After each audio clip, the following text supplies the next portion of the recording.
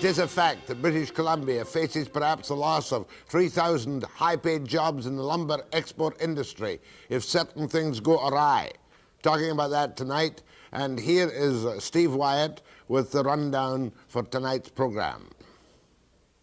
What's in a name, especially where the church is concerned? Tonight, the debate over sexism in religion. Webster's guest, Dr. Anne Squire, moderator of the United Church of Canada. 6 years ago this month, the Marathon of Hope came to a tragic end, but Canadians have responded with over $20 million in donations for cancer research. Tonight, Terry's mother, Betty Fox, talks about the future. Also tonight, tariff wars. Are our lumber exports to the United States really threatened, or are we caught in the middle of an American election issue? In the studio with Webster, the Honourable Pat McGeer, BC's Minister for International Trade. Dr. McGeer, you're just back from Ottawa, and I see the Americans are not going to delay the consideration dates at the moment.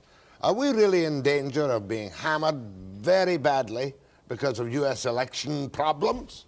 They're going to extract a price from us. I think that's very clear, because even if this quasi-judicial tribunal finds that we're innocent, then there's a standby plan in Congress to pass legislation specifically against our softwood lumber imports. So we lose if we win, and we lose if we lose. But maybe we deserve to lose. The American case has been very clear and very forthright from the industry in that country for a long while, that our lumber exports are subsidized unfairly, and they're going to desubsidize them with a countervailing duty. Your government, of which you are now a member, your new government, makes it perfectly clear the other day that we're not charging enough for stumpage, and they're going to review the stumpage and put it up, correct? Well, first of all, let me say that it, in my opinion, is the big lie to say that stumpage is a subsidy. Stumpage is a tax. And it is also the big lie, in my view, to say that we are unfair, because this system is historic. It's always been fair in the past. It was fair just 2 years ago when the industry spent $4 million defending our position, and we were found to be absolutely clean. This didn't satisfy the protectionists on the U.S. side. They kept hunting around for some way to change the rules.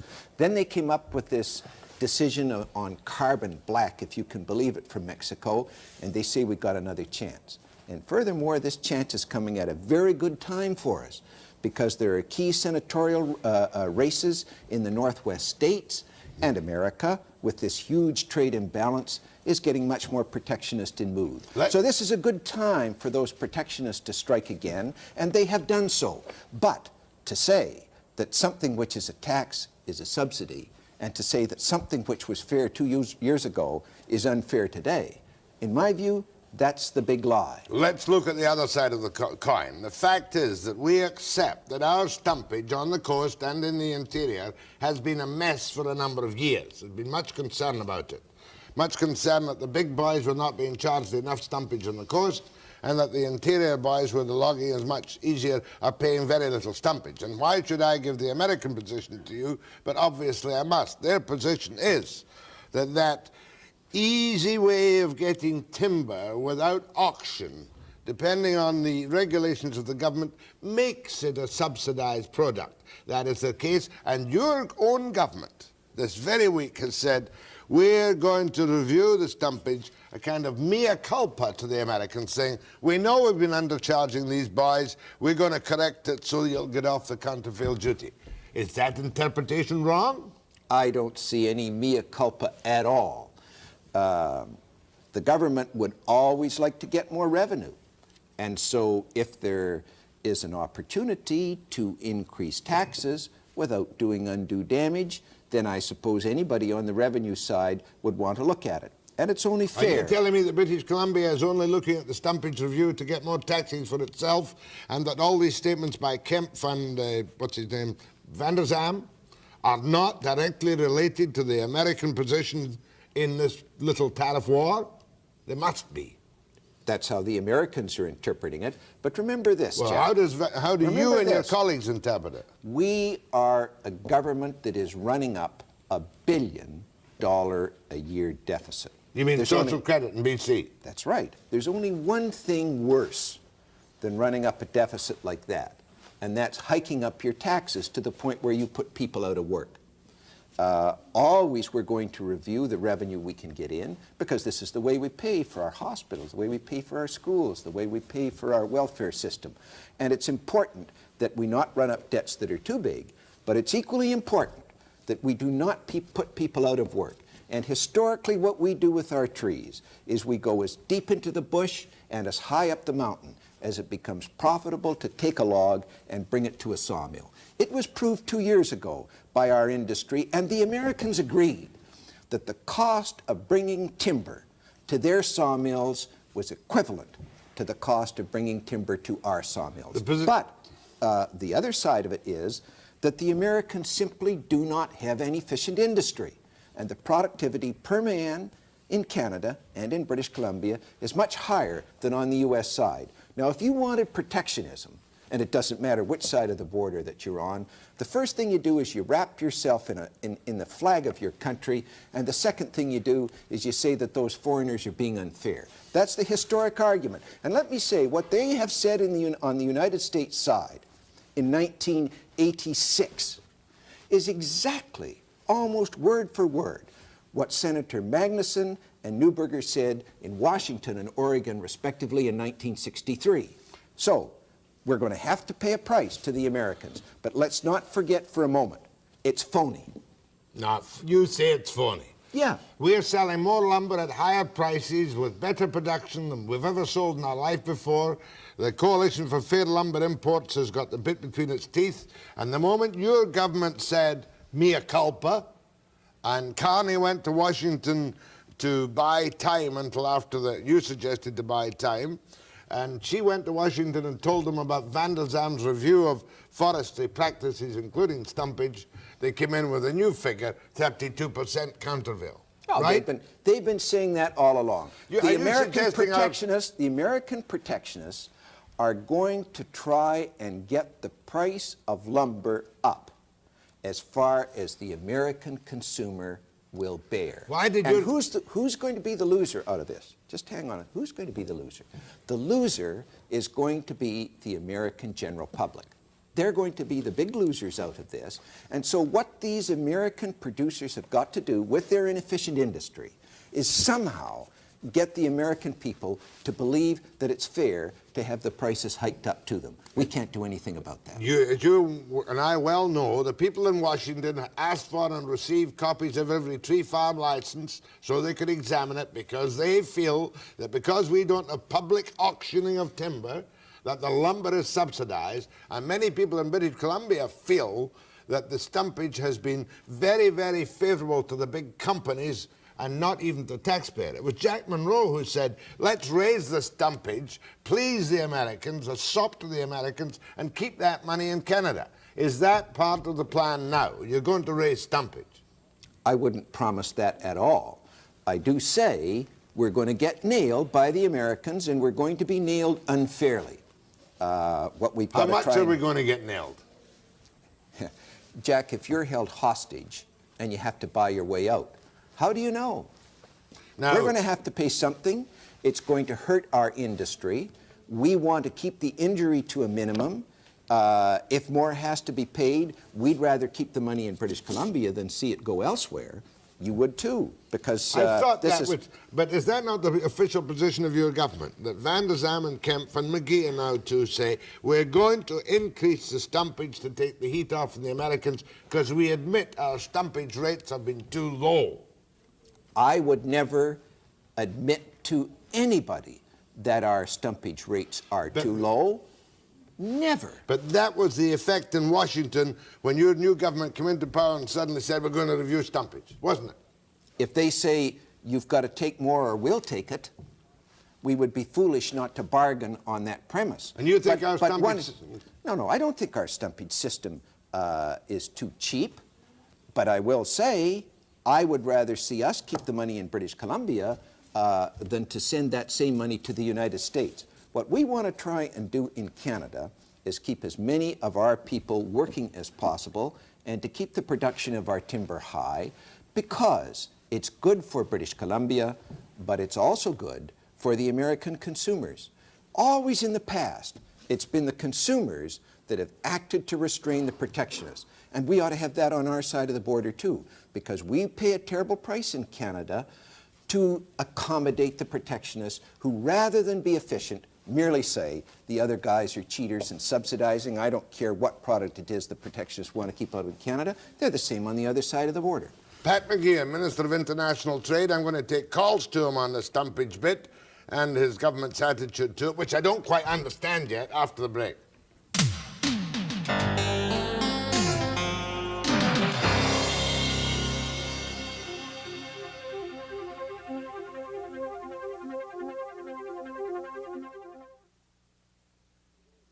Compared to the halcyon days of the 70s, we're getting virtually nothing from the forest industry right now in terms of stumpage into the government, correct?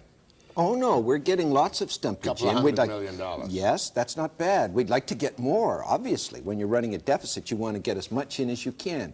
But do you know, we have had to make $1 billion a year in taxes, concessions to industry of all kind. Because if we didn't do that, the taxes in British Columbia across the board were so high, we were non-competitive. But that's of no concern in this particular business. The truck loggers say, one of the reports says, that the big companies in the coast are allowed to deduct $51 a cubic meter, where the actual costs to equal that are only $32.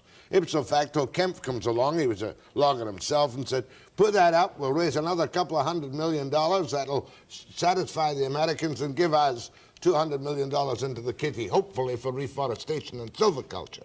Is that the attitude of your government? Certainly the new deputy and the new minister have both said, and I think properly so, well, we better take a look at how everything has been done to decide if new directions are necessary. The Americans have taken that as a signal of mea culpa.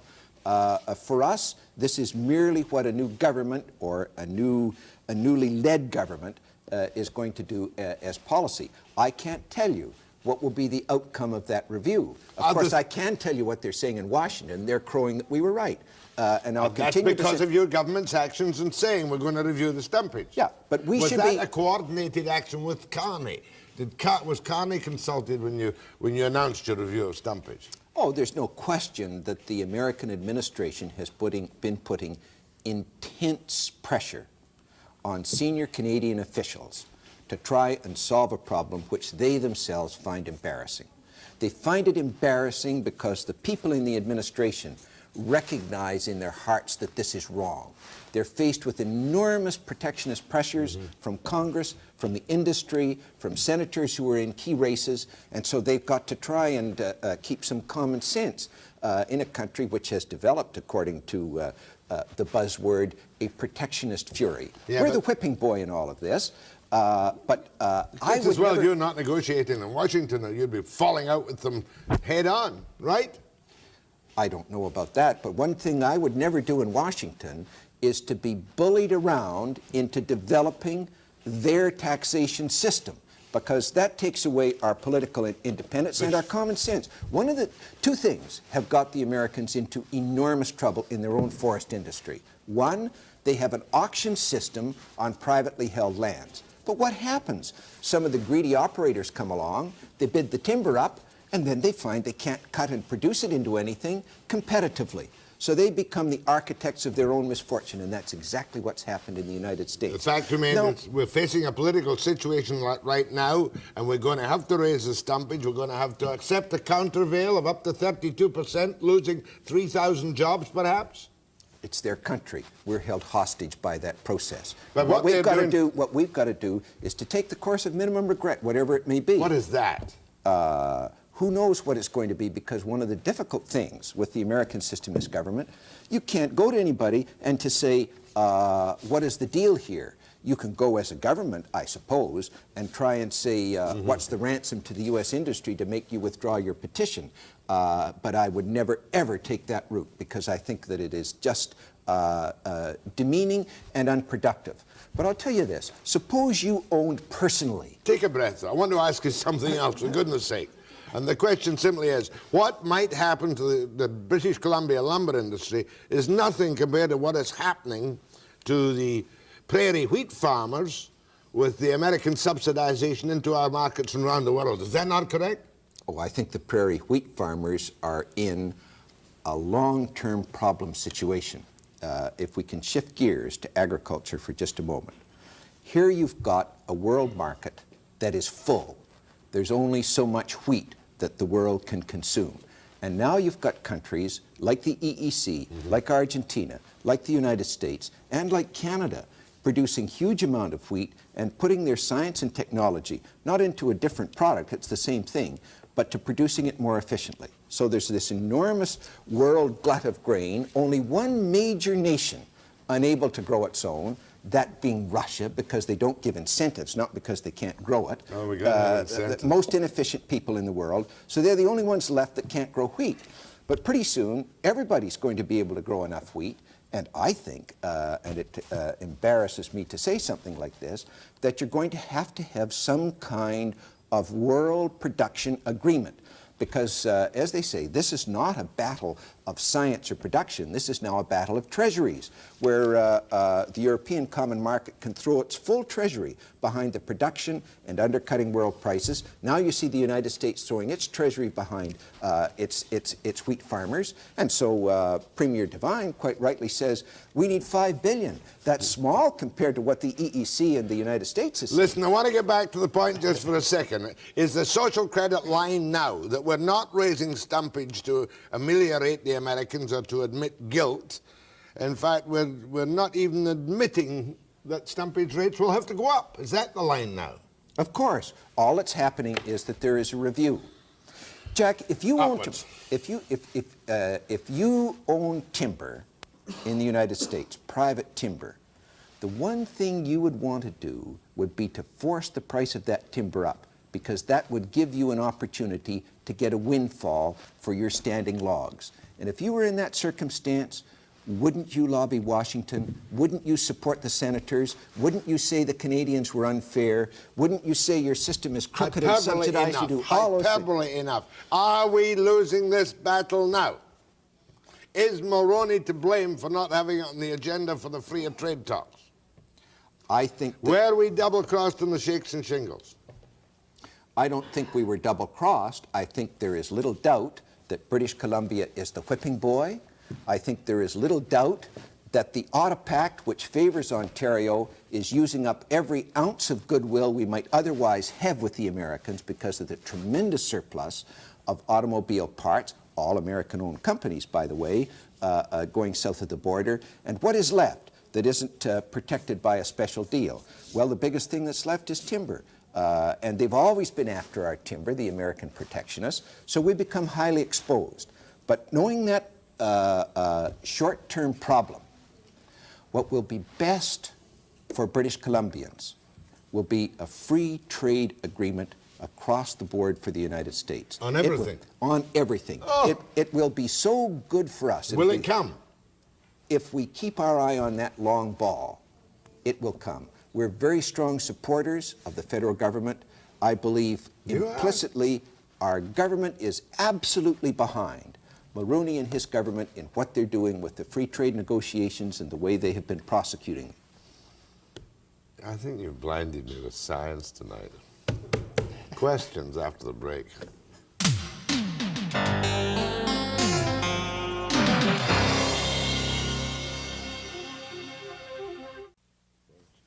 I don't understand. I can't use them. What do you say? Let's see how they go. Yeah, okay. So, Do you take calls now? no, I've got an edit. Yeah, I'm taking calls. Now. What do you say? I can't hear you. Possibility we'll go one more. Possible, but stay there. Judge by the call. You know, it's been on, you know, he's been going. Great. God, you know, you really caught me unawares. 30 seconds. I didn't expect. You're really quite depressing. You try and give me the kind of snow job at the end that everything will be wonderful in free trade. But right now you think Canada's handled this very badly, the Americans are out to get us and we've lost the battle. I don't think that's so at all. I think Canada has done its part extremely well. I think that we are faced with a kangaroo court in the United States, and we got to try and work our way You're out of it. supposed to be a diplomat as Minister of International Trade. Go ahead, please. I always call this. Mr. Webster? Yes. I'm a salvage contract logger on the west coast of Vancouver Island. Right. I am sick and tired of hearing about the subsidy. We have never been subsidized in our life. In fact, and you can write this point down, our stumpage payments have jumped from $5 a cubic meter to $15 in the last 3 years, a tripling. And no, not 1 cent in the increase has gone towards government stumpage or any kind of reforestation program. The problem here is the major companies, the big players in the forest company, have realized that there's money in salvage logging, and it's easy money that they are taking in out of our pockets. It's going into their coffers, and none of it's going to the government. This is the real issue here. Well, that's a good one for you, and I'm much obliged. But I think that's kind of specialized. Go ahead, please. Good afternoon, Jack. Mr. McGeer, a comment and 2 quick questions. My comment is that it's become perfectly clear that we've got some rank amateurs in Victoria now sitting at the bargaining table with the Americans. That's become quite clear. Not only did we get suckered into oversupplying the Japanese coal market, and then we're paying through the nose on that, now we've got the Americans have seen the rank amateurs at work in this province, and they're taking a run at us on everything. Now, in today's Globe and Mail, I've got one little thing that says here on why we can withhold this countervail. And it says right here, even if the policy change could be arranged in time, BC would have to raise its stumpage fees to the level of countervailing duty sought by the industry. And right now, that's 32%. Had our new premier kept his mouth shut, and that rank amateur, Mr. Kemp, kept their mouths shut, we'd only be looking at 27%. And Hold on. Here you can go on forever and ever blinding us with science, but the facts are crystal clear. There's rank amateurs at work in Victoria and in Ottawa. Good afternoon. Thank you. I'm inclined to agree with him on that, Patrick. He put it better than I did, and it took me 10 minutes to try and talk through it. Sure. It's easy to talk like that, but Jack, he doesn't represent the circumstances, and I wish that, well, anyway, we can go back over it all again. Okay, don't worry. I'm just looking for the right phone. Go ahead from Houston, BC. Yes, good evening, Jack. Good evening, Mr. McGeer. I have 2 questions to ask Mr. McGeer, if you don't mind. One, when the American lumber industries sent up a little delegation to take a look at the way we did things up here, did we in turn send one down into the States to find out whether or not we did it better than them? Are they really running those worn-out mills that once in a while is briefly referred to? Secondly, where is the big, strong lobby from the people who build the homes down there, who are enjoying our obviously cheaper lumber and therefore offering homes at a cheaper interest rate to the people who are looking desperately for homes? I think the doctor covered that or mentioned it. Yeah, well, just again, to go back over, our industry established to the satisfaction of the Americans only 2 years ago that with our stumpage rate and their auction system, logs were arriving at the mills at the same cost, but that the big difference was that the U.S. mills were less efficient. Now, the second point, what happened to all the consumers who normally lobby, naturally, for low-cost product to make the homes? And the answer is they are still there. And this is why I disagree with the first caller. Remember that the Americans are not speaking with a single voice. There is a small group of protectionists who temporarily have the upper hand. Okay. And unfortunately, they're the ones that are in control. Go ahead, please. Mr. McGeer, you made the point that the cost to the mills is exactly the same. And that's exactly the point that has to be made. The reason that the stumpage was put in the way it is today is because in the different areas, people in BC used to do the same as the Americans, bid against each other. The cost became so astronomical, people trying to keep other people out, that we finally had to get a rational scheme, which the government brought in forest management. And to guard the little guy, they turned around and made a condition that the little guy had to log off a certain percentage of it. 50. Now, in order to keep that cost down, they insisted then that the roads that the big operator put in would have to meet a certain standard. In other words, we were subsidizing the highways department through that lower stumpage in order to get roads through. Ghilardi did it at that time.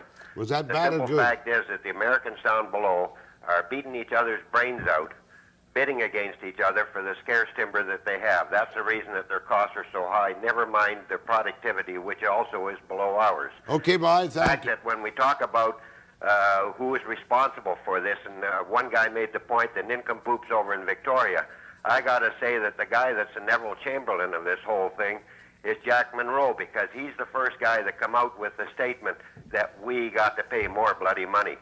That's right. He wanted it kept in this country, and that's what I thought the line from Kemp and Vanderzam was. Now I'm not so sure. Well, Monroe brought it up first, and Right. he's the baby. Just like Neville Chamberlain said, peace forever.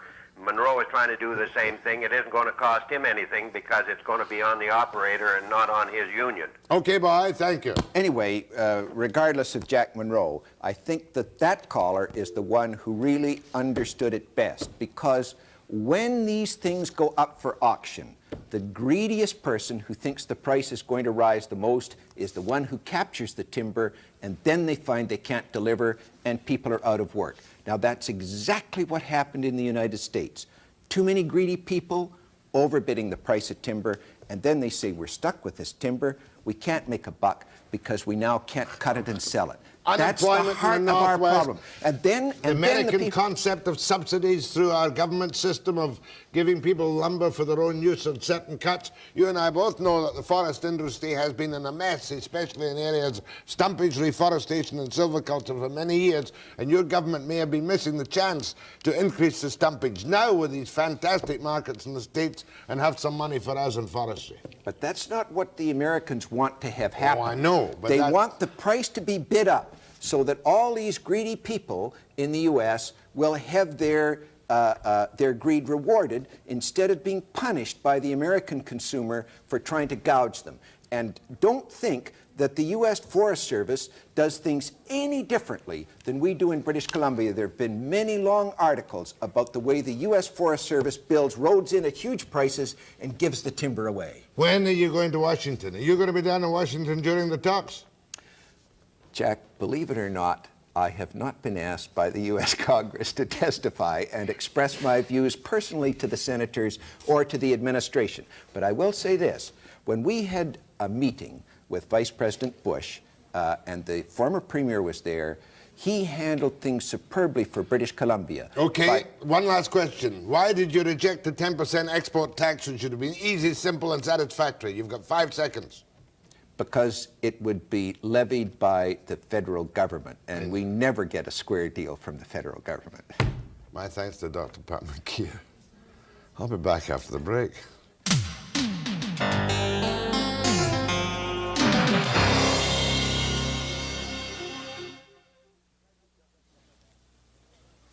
The United Church of Canada has a new moderator. Not surprising, but the moderator is a woman. She once was a Sunday school teacher, and now she heads the largest Protestant denomination in Canada, Dr. Ann Squire. Dr. Squire, during the summer, I could not, if you'll forgive me, and I'm not being blasphemous, resist a giggle at the new names for God, which were talked about in your meeting in Sudbury last month. Does this mean that our Father is finished as our Father? Not at all. The first reports that came out of Sudbury were quite inaccurate, because the action that was taken at Sudbury was to say that we should enlarge our whole language about God, that we should add all the other metaphors and images that are there in the Bible, and not get locked into always calling God our Father, because there are many, many images there. Unfortunately, the first reports that came out said that the United Church was out to eliminate that language, and that was not true at all. We're out to try to enlarge that. But there was, or was there, said he more diplomatically, a feminist drive to make sure that God would not permanently, at least in your church, be described as father with the sexual connotation? I think there was a drive. It wasn't entirely feminist because many of the theologians were involved in this as well.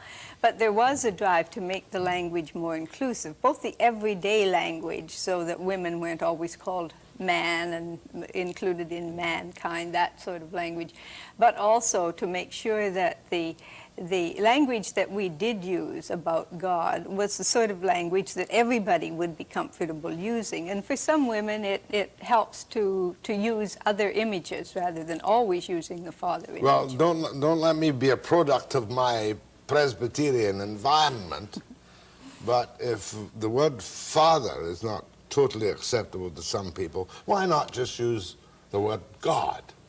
Well, that's a perfectly good word, and that's one that we do like to use. And you'll find that very often when words are changed, the word he is often changed so that we do just use the word God rather than that. The problem is basically one of not just language, but also the structures and the reality that lie behind that language, so that what women are saying by asking that that be changed is that some of those patriarchal structures that have given us that language need to be broken down. But the suggestion was made as an alternate name as our mother instead of our father. Was that well, a serious one? Yes, that's a serious one because there are images in the Bible that do call God mother. I didn't know that. Well, for instance, in the three parables about that Jesus told about God and the lost, there's the parable of the lost son, which makes God the father.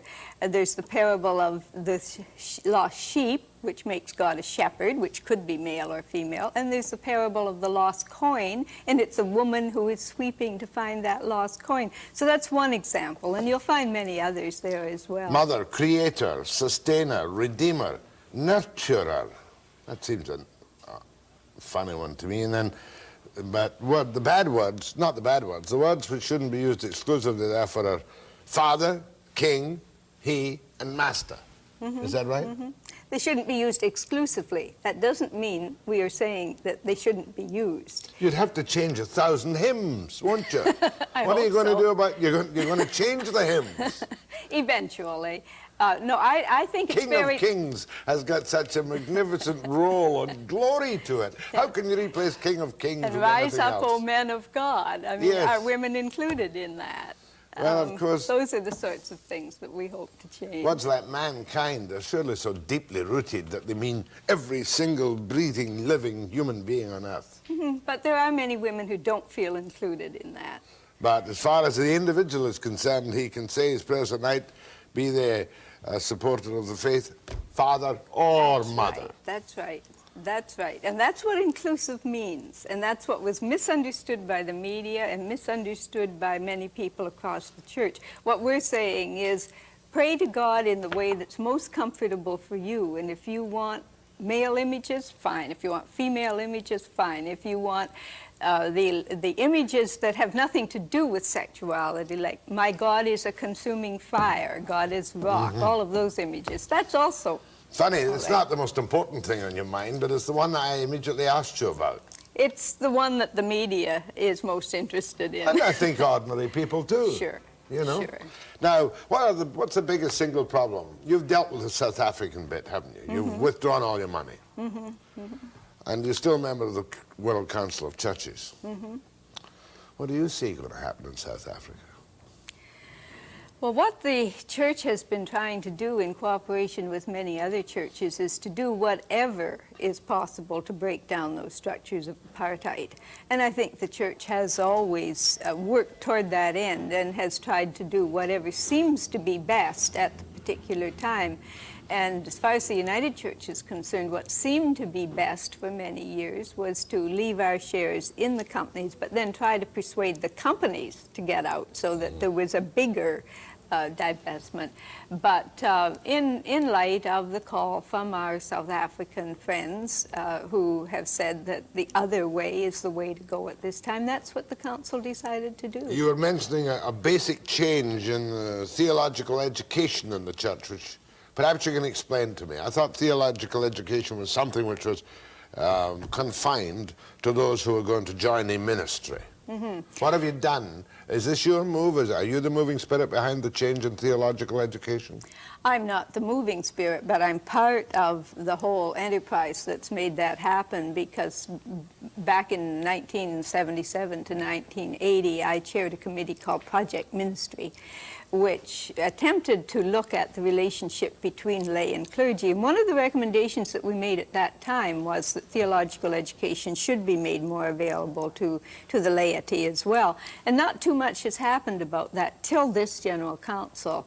And this General Council has said that all of the resources of the United Church of Canada should be now made available to anyone who wants to take theological education to learn better how to share in ministry, because we firmly believe that everyone has a share in ministry. The work of the ordered ministry is different from the work of the laity, but both are important. I want to deal with another couple of topics with Dr. Ann Squire after the break.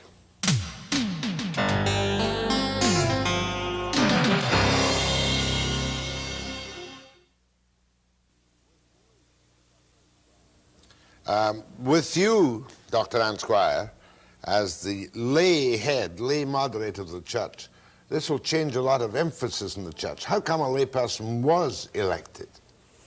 I think it had something to do with the whole emphasis that the church has had on the ministry of the laity. Over a number of years, the church has been saying just what I said earlier, that every person in the church does have a ministry. Different kinds, and I think that my election says that the church is now taking seriously the rhetoric that's been used for a number of years around that. Let me turn to a couple of issues. I remember that I think the United Church apologized to all of Canada's native peoples. Was that for your own sins or for our sins? It was for what had happened in terms of the missionary enterprise, particularly within the United Church of Canada and the churches which are our heritage, because the church was not apologizing for taking the gospel to those people, and the native people would not want that to happen because they appreciate that. They were apologizing for the way in which it was done, which denied the culture and the spirituality of native people. In fact, to put it brutally, attempted to wipe out the culture and the spirituality of the native peoples. Are you happy, therefore, to see the resurgence in Indian culture, Indian spirit ways, and in the Indians' faith in their spirit? I think we have a great deal to learn from them in terms of spirituality. They have a very deep spiritual life that does believe in God. Does that mean that you will back off from any expansion of the Presbyterian Church's activities involved with the native peoples of Canada? The Presbyterian churches? The United Church does have a ministry with native people. We're certainly not backing off, but what is happening is that more and more they are being allowed to make the decisions that affect the life in their own communities. This may result in a reduction in your membership among native communities. Oh, I don't think so. I think it will increase it. For example, it used to be that a native person, if he or she wanted to become a minister in the United Church, they had to go to an ordinary theological school. But in the last few years, the United Church has opened up the Dr. Jessie Saulteaux Center outside of Regina, where native people can train for ministry in ways that are suitable for their own life and their own communities. Now, tell me about your legal peace tax. Are you serious about that? The legal peace tax. Oh, I see what the one where... well, you're going to press the federal government, apparently, for how people can direct their taxes away from military goods or defense. There are a good many people in the United Church who are very unhappy about their taxes going for military purposes, and who want to be able to have some say in how the money that they give is this used. A policy of the United Church of Canada? It was voted on, yes, at this, that they will explore this whole thing with the government. I mean, we don't know what's going to happen about it. It seems to be yet, highly but- impractical that you could have one class of people committed to a government who are committed to alliances and obligations in Europe or elsewhere, and yet some of your people want to say, we'll pay our taxes, but we won't pay our taxes, and you mustn't spend it on guns, but on butter. I mean, that's kind of airy-fairy and a little bit naive, is it not?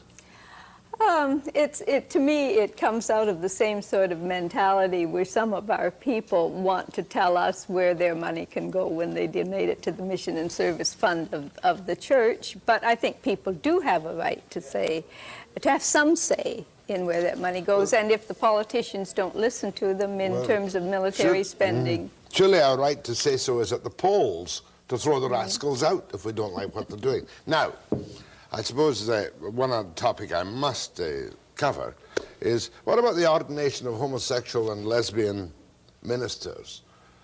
Has that been a big controversy? Has a decision been made on it? It was a major issue at the last General Council because the report did come out which said that sexual orientation should not be the major factor in determining whether a person was fit for ministry.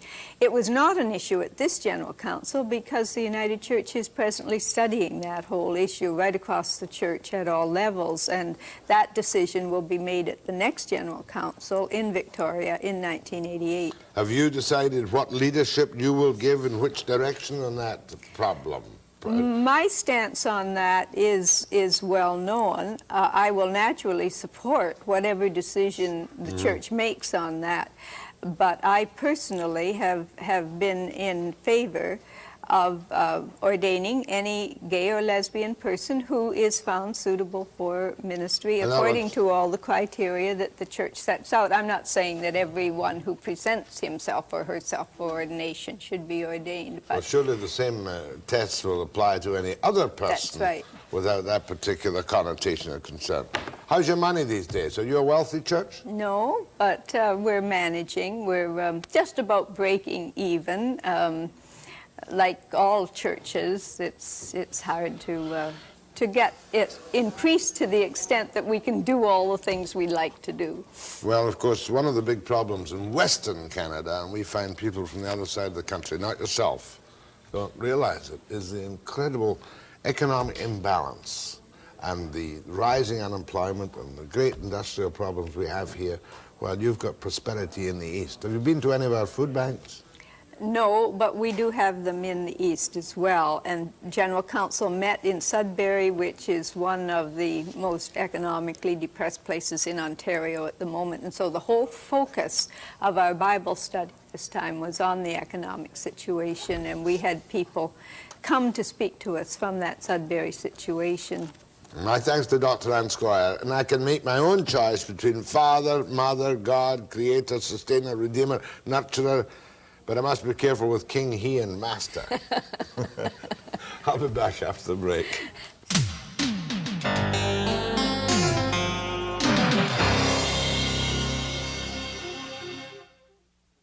The new span linking Annacis Island with Highway 99, etc., will actually open on Monday, September 22. $444 million. Ted Rutledge's report. The world's longest cable-stayed bridge is nearing completion, and it's right in our own backyard. The 2,500-foot span over the Fraser River brings with it a new highway and several access routes linking Annacis Island with Richmond, Delta, Surrey, and Highway 99. The bridge is on budget at $45.7 million, and despite a construction strike, the span will be opening only 1 month after the predicted completion date, made in 1984. Another problem with the bridge arose when they discovered minor defects in several of the 392 cables which support the crossing's weight. The replacement of the faulty cables and the refitting of 20 end sockets have been completed, and today, the last supporting cable was winched into place.